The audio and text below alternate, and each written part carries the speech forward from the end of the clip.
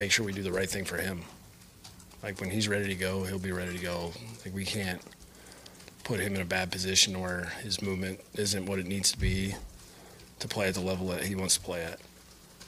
Xavier here, Mm-hmm. Yeah, came out, watching practice, just making sure he knows everything. Was he on crutches? No. Yeah. He was not on crutches. Adam, the Patriots use James White a variety of ways.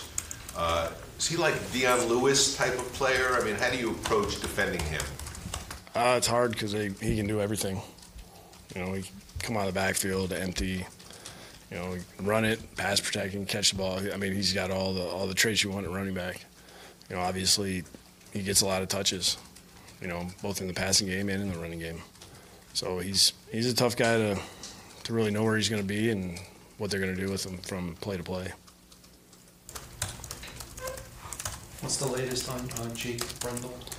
Yeah, we're just, I'd say week to week, but we're almost done with the week. So, we just had, in practice yesterday, we just had one of those situations that he's running and felt something. So we're just going to see how he progresses through the rest of the week.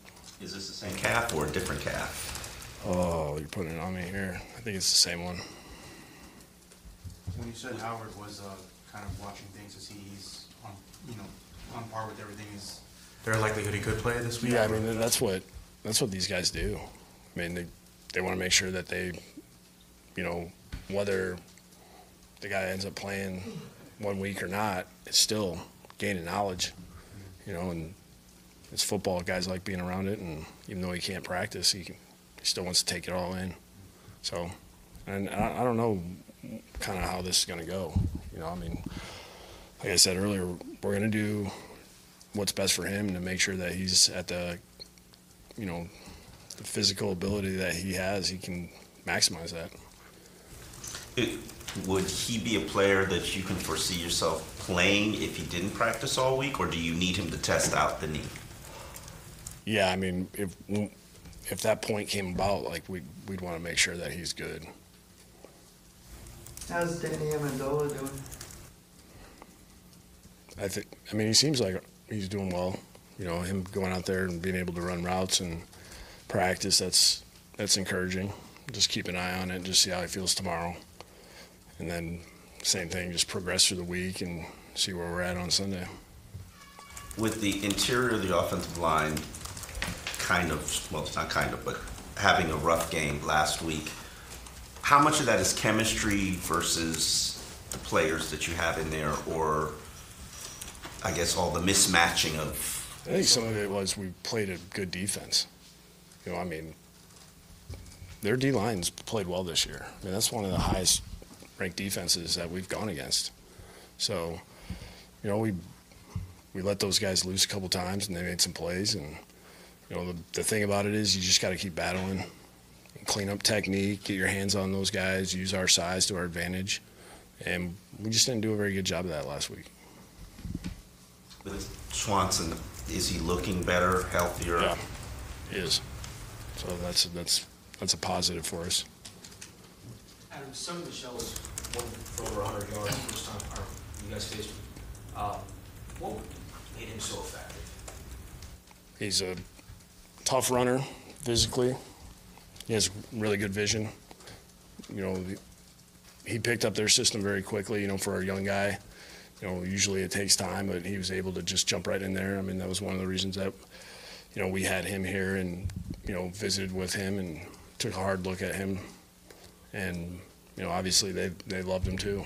And he's been a huge part of what they're doing this year. Adam, I was talking to Kiko a couple of weeks ago, and I asked him about that play against Detroit where he bats down the pass, and offensive lineman, he's in midair, offensive lineman knocks him on his back, and I asked him if that pissed him off, and then Kiko says, nah, we got off the field on third down. And I said, but you were kind of an unprotected player, and Kiko goes, I want football to be a bloodbath. Does that kind of square with your understanding of his attitude? Is that how he said it? Yeah, I mean, yes. That's more. That's exactly what he said. Doesn't that kind of square with your understanding of Kiko's football attitude? Yeah, probably. I mean, I just can't picture him say it like that, but. That's exactly how he said it.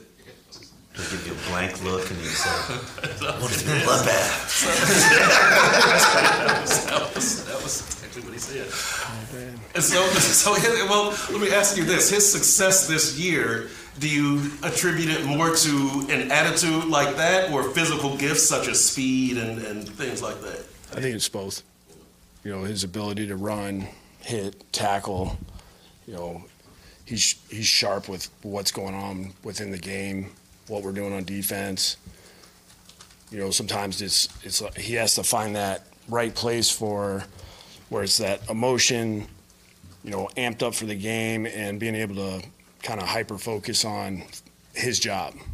And that's where sometimes he puts himself in a bad position where it's almost like he's too emotional and he's going so fast, and you know, that's where he's made mistakes in the past. And it's like finding that fine line. You see a lot of the, you know, top tier guys over time that could do both.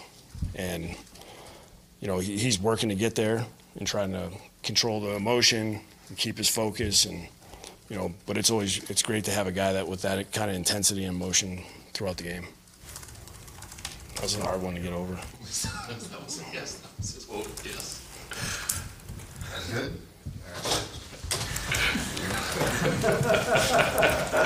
Yes. I wanted to Grabbing a couple minutes for